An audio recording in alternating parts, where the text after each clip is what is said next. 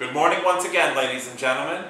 We've reached Lesson 4, The Adventures of Tom Sawyer, by famous American humorous writer Mark Twain. Now please pay attention because this reading is divided into two sections. Pages 40 and 41 in the daybook, and then pages 43 and 44. I'm just going to continue reading the entire passage with no stopping, so please pay attention. From The Adventures of Tom Sawyer by Mark Twain. All nature was wide awake and stirring now. Long lances of sunlight pierced down through the dense foliage far and near, and a few butterflies came fluttering upon the scene. Tom stirred up the other pirates, and they all clattered away with a shout. In a minute or two were stripped and chasing after and tumbling over each other in the shallow, limpid water of the white sandbar. They felt no longing for the little village sleeping in the distance beyond the majestic waste of water. A vagrant current or a slight rise in the river had carried off their raft, but this only gratified them, since its going was something like burning the bridge between them and civilization. They came back to the camp wonderfully refreshed, glad-hearted, and ravenous. And soon they had the campfire blazing up again. Huck found a spring of clear cold water close by, and the boys made cups of broad oak or hickory leaves and felt that water, sweetened with such a wildwood charm as that, would be a good substitute for coffee. While Joe was slicing bacon for breakfast, Tom and Huck asked him to hold on a minute. They stepped to the most promising nook in the riverbank and threw in their lines. Almost immediately they had reward. Joe had not had time to get impatient before they were back again with some handsome bass, a couple of sun perch, and a small catfish. Provisions enough for quite a family. They fried the fish with the bacon and were astonished, for no fish had ever seemed so delicious before. They did not know that the quicker a freshwater fish is on the fire after he's caught, the better he is. And they reflected little upon what a sauce open-air sleeping, open-air exercise, bathing, and a large ingredient of hunger makes, too. They found plenty of things to be delighted with, but nothing to be astonished at.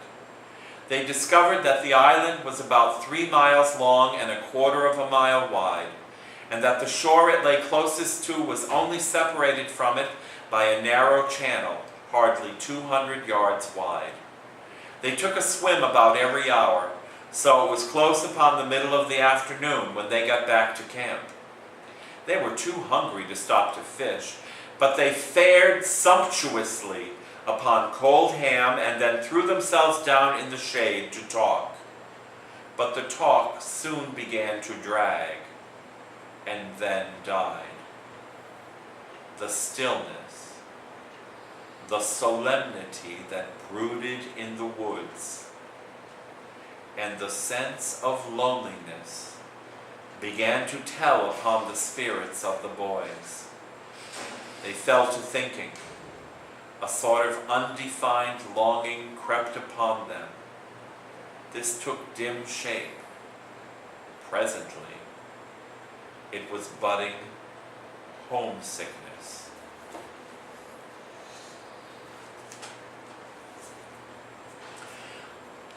Huckleberry was cordially hated and dreaded by all the mothers of the town, because he was idle and lawless and vulgar and bad, and because all their children admired him so, and delighted in his forbidden society, and wished they dared to be like him.